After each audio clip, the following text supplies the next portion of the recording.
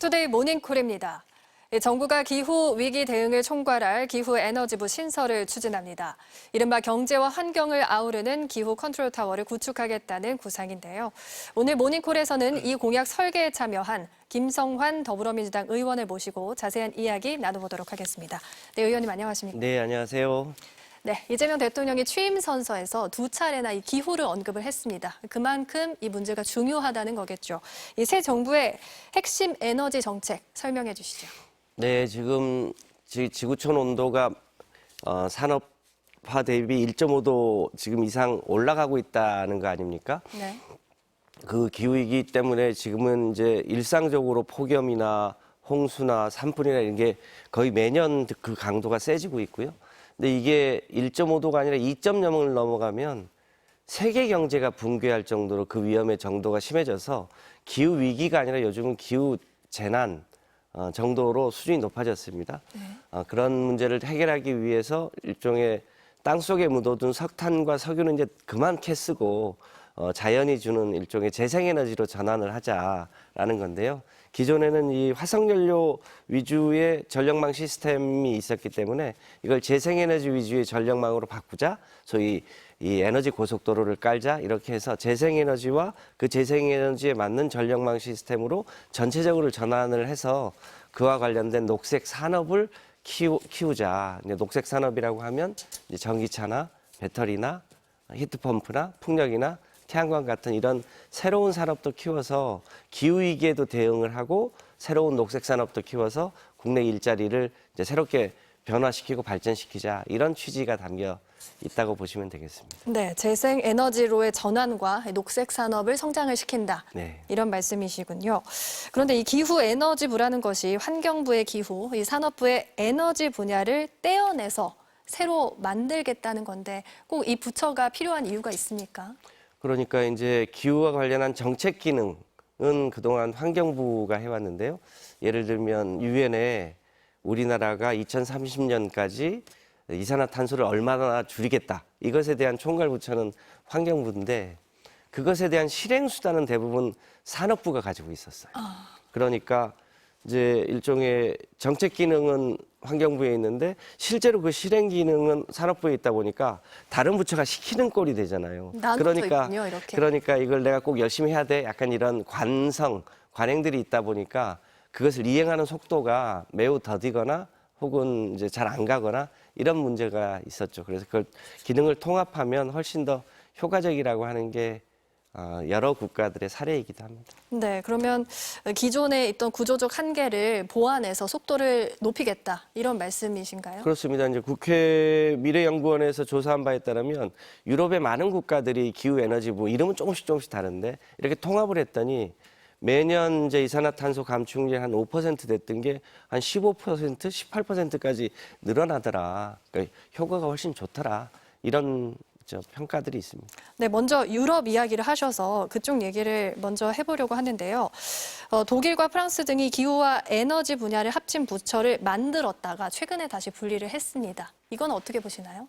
지금 유럽은 거의 대부분의 국가들이 기후와 에너지부를 이제 통합을 했었는데요. 그런데 이제 우리나라로 치면 지금 산업부에 있는 산업기능까지 다 합쳤던 부서들이 있습니다. 네. 그런 데는 이건 너무 심한 거 아니야 이렇게 약간 분리하고는 있습니다만 대세는 기후와 에너지를 합해서 가야 한다는 게 이제 전반적인 추세이고요. 우리는 아예 이 분야에 대한 관심도가 워낙 낮았기 때문에 이것에 대한 효율성을 높이는 게 추세상 맞다고 보여지고요. 덴마크나 영국이나 네덜란드 같은 데는 매우 효율적으로 하고 있다고 알고 있습니다. 네, 이런 많은 장점이 있는데도 이 산업 지원과 환경 규제를 한 부처가 맡는 게 무리다 이런 지적도 나오고 있습니다. 이런 견해에 대해서는 어떻게 생각을 하시나요? 그거 한번 생각해 보시죠. 이제 미국의 테슬라 전기차 아닙니까? 그 중국의 비아디. 지금 이제 한국도 이제 현대기아가 전기차를 생산하고 있습니다만 만약에 이 트럼프 일기 때 타락을 좀 받았는데 당시에 캘리포니아 주에서 테슬라를 집중적으로 지원해 줬습니다. 그런 정책이 없었으면 오늘의 테슬라가 없었을 거고요. 지금 중국의 비아디 전기차는 거의 세계 시장의 과반을 점하고 있지 않습니까? 네. 중국 정부의 강력한 지원이 없었으면 오늘의 비아드가 없었을 겁니다. 한국은 그러면 그런 녹색 산업을 어떻게 키울 것인가? 이것은 이제 기후에 대한 정책이나 정책 수단이나 지원 정책이나 이런 걸 패키지로 가는 게 훨씬 더 효과적이다라고 하는 게 세계적인 사례 아닌가 싶습니다. 네, 알겠습니다. 기후에너지부 신설이 AI 산업과 관련이 있다 이런 분석도 나옵니다. 아무래도 AI가 막대한 전력을 쓰기 때문에 탄소 배출이 많아질 것이다 이런 예측이 나오는데요. 이런 문제에 대해서는 어떻게 접근을 하실 생각이신지요? 우리 태양, 우리에게 에너지를 주는 태양이요. 1시간 분만 그걸 전기로 전환하면 우리 인류가 1년을 쓸 수 있는 에너지량이 나온다고 합니다.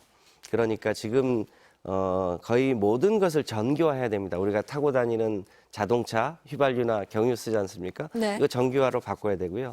우리 냉난방에 쓰는 가스 이것도 다 전기로 바꿔야 됩니다.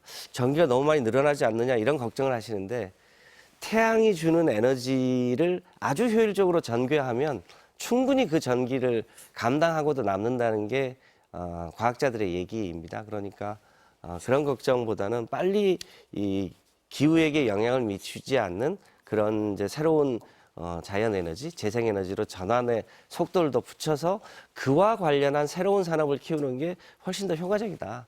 이게 세계적인 추세입니다. 네, 알겠습니다. 기후에너지부를 신설하게 되면 산업부 산하의 에너지 정책실 전체가 이전될 가능성이 높지 않습니까? 그렇게 되면 그 과정에서 좀 마찰이 생기거나 그럴 수도 있을 것 같은데 어떻게 보시나요? 글쎄요, 이제 정부 조직 개편을 하다 보면 기존 부처에 익숙하신 분들은 아무래도 내 권한이 좀 늘어나냐, 줄어드냐 이런 거에 따라서 약간의 이제 갈등이 동요가 있을 수 있겠죠. 근데 그 문제 때문에 지금 이재명 정부는 정부 조직 개편을 조금 순차적으로 그 여러 가지 합리적으로 조정하면서 가보려고 하는 걸로 알고 있습니다. 그것은 이제 새로운 정부가 이제 내각을 새로 구성하고 정부 조직 개편을 추진하는 과정에서 최대한 그 구성원들의 동의를 받아가면서 하면 큰 문제가 없을 거라고 판단합니다. 네, 알겠습니다. 벌써 일부 지자체에서는요, 이 기후에너지부를 유치하겠다 이런 말들이 나오고 있는데요. 혹시 고려 중인 입지가 있는지 또 궁금한데요. 지금 산업부나 환경부가 다 세종시에 있지 않습니까? 네. 아마 해수부가 부산으로 간 것 때문에 기후에너지부는 뭐 호남으로 뭐 이런 얘기가 있는 것 같은데 정부 부처는 그 정부 부처들끼리 협업을 해야 될 과제들이 매우 크기 때문에 세종시에서 같이 다른 부처와 같이 협업을 통해서 효율성을 높이는 게 훨씬 효과적이라고 판단합니다. 네, 알겠습니다. 오늘 여기까지 듣겠습니다. 고맙습니다. 감사합니다.